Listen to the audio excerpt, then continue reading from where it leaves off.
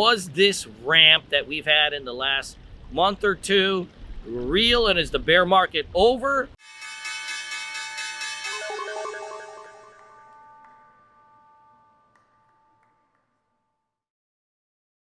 Hey guys, welcome to another episode of Meta Money. The question that everybody is asking and what's on all our minds is, was this ramp that we've had in the last month or two real, and is the bear market over, or are we just back into that good old-fashioned crash that we've seen pretty much this whole year?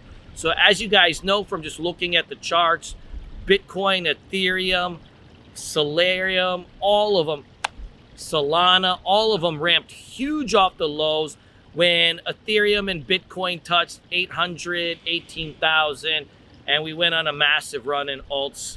But now, as always, we've had a big pullback in the markets. Most altcoins have given back 30 to 50% of their gains. And so now the question is, do the lows hold, or do we go back into the bullish market? So if you're looking at the charts right now of both Ethereum or Bitcoin, and it could be any of the other ones, Near, Solana, one of the things that we've seen is that we're probably entering one big long range.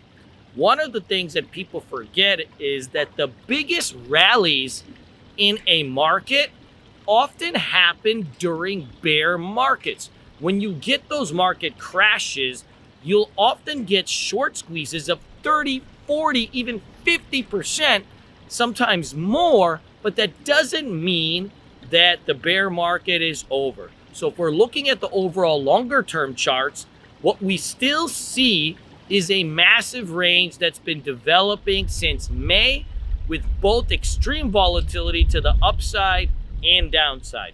Now, if you're a day trader, a short-term trader, this is your bread and butter, what you live for.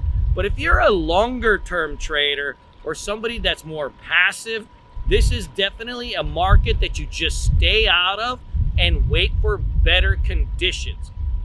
One of the things that I've noticed in my last 20 years of trading is that bear markets, anytime you try to time the bottom and you just get nicked 3% here, 4% here, 5% here, oftentimes what happens when the next bull market starts is that all the retail traders have lost so much of their capital, even the ones that are being prudent and using risk management. And so my thinking always has been, for those of you guys that are passive, just stay out of the market. The Ethereum Merge is something that everybody is talking about. All the Ethereum fanboys, fuckboys, all are thinking that this merge is going to save their butts and put Ethereum into 10,000, 20,000, blah, blah, blah. Guys, people have been talking about, my own employees included, that the Ethereum move from proof of work to proof of stake or whatever else they're up to is going to be what saves the cryptocurrency market. And I can tell you right now, it's all bullshit, all right? Moving from proof of work to proof of stake, blah, blah, blah. Like, what does that even really mean? Sure, you don't need miners and all this stuff, but in the end, is that going to propel this coin to like some greater heights? No. There's usually a sell the news event. So on September 15th, when this merge happens, right? Look, everybody already knows the date.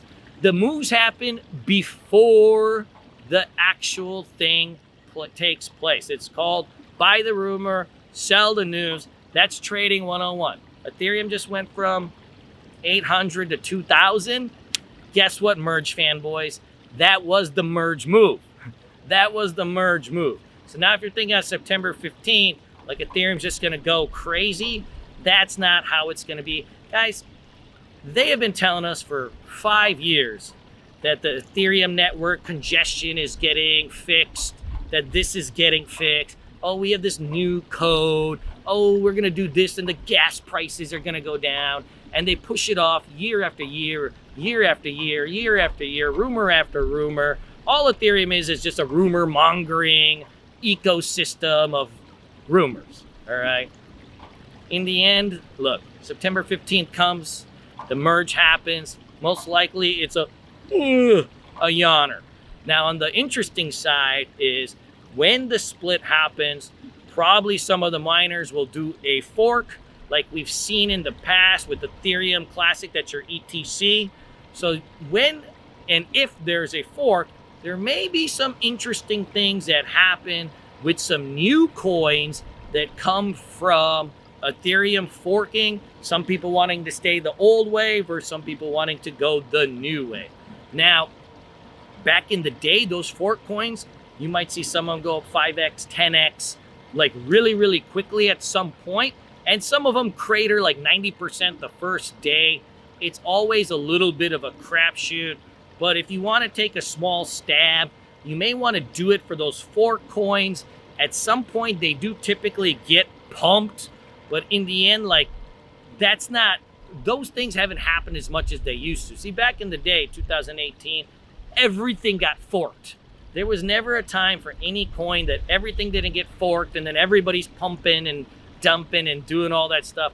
We don't see as much of that right now. So I think there will be some interesting fork coins. They'll all be worth zero most likely, but a lot of them will have that one day in the sun where you have to watch really, really carefully once you have them.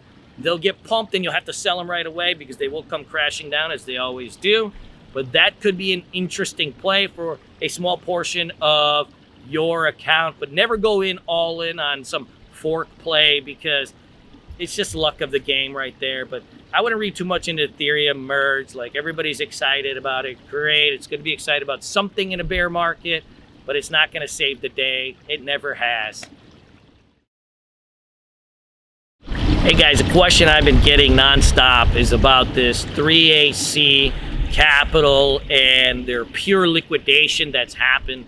Now what we're actually seeing is a lot of news come out that the owners, founders, directors, and employees of this company really had no clue what they're doing.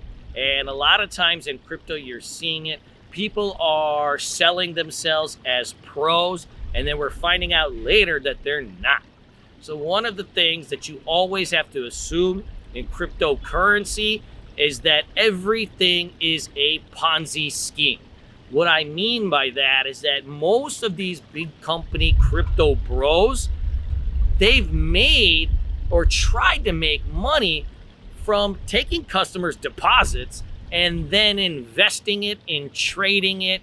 And what eventually happens is they lose it all because they actually don't know how to trade. So rather than having this awesome business where they make money on commissions and all this other products, what they usually do is sell the products, they get the money in, and then they try to trade it, and they always leverage it. You've seen it from some of these exchanges, and you're seeing it now from some of these DeFi protocols, and also you're seeing it from the funds. It's a nasty little circle jerk where one company lends to the other company lends to another, one guy levers up, makes some shitty trades. Next thing you know, the dominoes start to fall. And that's just cryptocurrency in a nutshell. That's why I'm a big believer in trading your own cash. If you're holding long-term, put it in a wallet. But right now, don't trust any of these crypto bro products. You stick with the big boys if you're going to trade. The Binance, the Coinbases, and even those guys, right? They have some weaknesses. And a small amount of money in KuCoin for short selling and things of that nature. But beyond that, don't trust any of this yield farming, crypto bro stuff. All of it is bullshit. It's all a fugazi. Till actual regulation comes in the crypto market, you're not going to see really products that have that inherent safety in them. So just be really careful. Let's talk about some longer term plays that somebody that's new to the industry can start watching, where there could be some potential that I like personally. All right.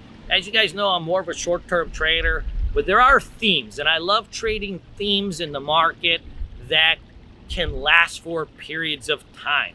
So one theme that I'm really interested in right now, with all this news in Coinbase about it being potentially insolvent, right? And many of these other exchanges, right? Like Voyager just running away with customers' money. Guys, Voyager didn't go bankrupt probably. They took that money. These things are Ponzi schemes, always have been, right? So what's the theme here? These exchanges, a lot of them are BS. You can't trust them beyond just your simple short-term trading. So DEXs, decentralized exchanges, is going to be a big theme, because in a decentralized exchange, a DEX, nobody holds your money, right? It's decentralized, and you're trading with other people and essentially doing some type of swap. So a couple coins that I'm really watching are these DEXs. My favorite is Uniswap. If you notice, this thing's gone from $2, almost $10 in this last bull run, and it's pulling back into the sixes. I think once we get back into that 2, 3, 4 range, it's going to be something that's really, really interesting. You know, you've got Cake, that's your pancake swap. That's an interesting one. And then you got 1 inch, which is a little bit of a cheaper one. It's in the 70, 80 cent range, but I still want some big pullbacks in these. But I think spreading your money into some of these is going to be helpful. Out of all the DEXs, Uniswap is the best of the breed, and also tends to do the most traffic with the most coins. So, you know, if you can choose one, that's where I personally do my trading in. Beyond that, there are a handful of other coins that I do like and monitor. One of them is Near. Near is a newer coin, but it tends to run monster when the market gets hot. If Bitcoin moves like 20%, you'll often see Near double or even go up more. If you look at this last run, it went from $2 to $6.50 in such a quick move. For me, when I see stuff like that, like, why would I want to buy Bitcoin for a $2,000 pop when I can trade Near and you might get a double or triple? And then another one that I always like to trade, and this is a longer term play, is FTM. FTM is basically like an Ethereum, Solana. It's a network, and it's actually being heavily used right now. I just read that it's the 4th or 5th highest trafficked one, and it's sitting around 25, 28 cents. I think something like that could be interesting. In the last bull run, it got up to $1.40. I mean, if you can get this thing at 15, 20 cents, I mean, you've got yourself a lot of upside. Guys, hopefully all of this helps. Stay safe. The bear market's almost over. By the end of the year, this will all wash out, and you want to make sure you have most of your capital ready to deploy, because there's going to be some triple baggers, quadruple baggers, and 10x baggers. Best thing to do while you're getting yourself ready is learn. Guys, I have a cryptocurrency boot camp that will teach you from A to Z on everything you need to know about short-term trading, but also long-term trading, and all the crazy verbiage of cryptocurrency, of what everything means and where to hold everything. Guys, it is on demand. It's self-learning. It comes with a free chat room where I give my cryptocurrency alerts. That's the best way to spend your next few months while this next bull market comes. Guys, click the like button if you enjoyed this, and feel free to leave me any questions. Guys, everybody's been asking me about Coinbase. The news has been horrific of recent. SEC investigation, rumors that they're insolvent. You even have things in their earnings report where they say, hey, if we declare bankruptcy, your cryptocurrency coins that are left on the exchange may be something that they're able to take. It sounds horrific. So what do we do? If you can't trust Coinbase, who the heck can you even trust? So guys, always remember one thing. Coinbase is an exchange, but we use it for trading, right? If you're really going to hold on to something for even longer than a week or two, stick it in a wallet, stick it in a Ledger, Trezor, paper wallet, whatever. Stick it anywhere but one of these exchanges. But in terms of like all this rumors about Coinbase, probably most of it is bullshit. Look, every single company in America that makes money at some point will have an SEC investigation on them. Guys, everybody gets investigated. It's the SEC, it's civil, all that happens, even if they commit the most egregious crimes in the world, like all the SEC is gonna do is slap them with 30 million, 50 million, It's always been like that. SEC sues everybody, and everybody pays a few $1 million fine and walks out. That's America in a nutshell. On the side of them being insolvent, I haven't seen that. I've seen Twitter people post it, but Coinbase has also shown that their balance sheet has $6 billion in cash. So it's not like they're not flush. They had an IPO where they sold God knows how much stock at $450 or whatever it got to, and probably all those executives cashed out, but they should be pretty flush with cash. Them being insolvent, it seems a little bit aggressive, considering I know personally, when I make trades on Coinbase, it costs like $100, $200, and that's per trade. How they not making money? Who really knows? But if you look at their earnings report, they don't have significant amounts of debt. They do got cash, and they're making a shitload of money on trading commissions when markets heat up.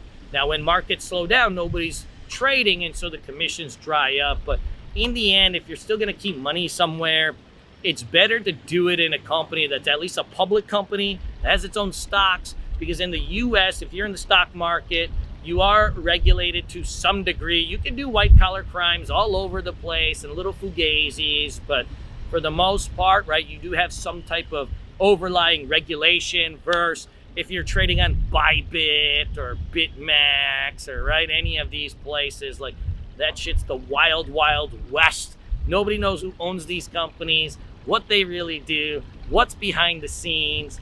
You know, at least with Coinbase, we know the ugly and the good. And there is some ugly and there is some good, but at least that part is transparent, where, you know, some of this other stuff, it's sure fun to go in and lever in a 20x or 10x trade on some of these other exchanges, but right, that's the way some of these companies go insolvent. Who really knows who sticks around? That's why, you know, like I trade on KuCoin too, but I keep 3%, 4% of assets on there just so I can short sell and do a little bit of, you know, perp trading, but you don't want to keep too much on that stuff. In the end, Coinbase has got a lot of red flags, but at least it's a US public company in a space where we don't have that many good options beyond just taking control of your own coins and your own keys and putting on a wallet and then transferring it over to exchange, trading as you will, putting it back to the wallet.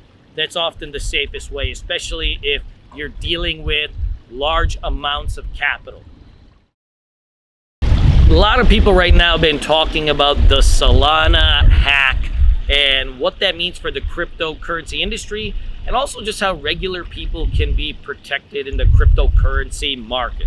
So guys, from being in this market since 2017, one thing I've noticed is that hacks are just part of the game. There is no one ecosystem that we've seen that is unhackable. Sure, there are some that are probably more exposed than others, but in the end, we've seen everything and anything get hacked, from coins to exchanges to so on and so forth. So the big thing is to always diversify everything, meaning do not keep all your money on one exchange, all your money in one coin, all your money in one protocol, because you're leaving yourself open to a big zero. This is not like the stock market where if you buy Apple computers today and the market crashes, you're gonna lose 20% of your money. This is an industry where if you put all your money in one thing, most of the time it has zero value, zero worth, and it's all bullshit. And so you can wake up with all of it gone. So spread your money. Long-term things go in wallets. Short-term things go in trusted exchanges. Your Binance, your Coinbase. If you dive into certain risky coins, 5%, 10% of your money goes into them.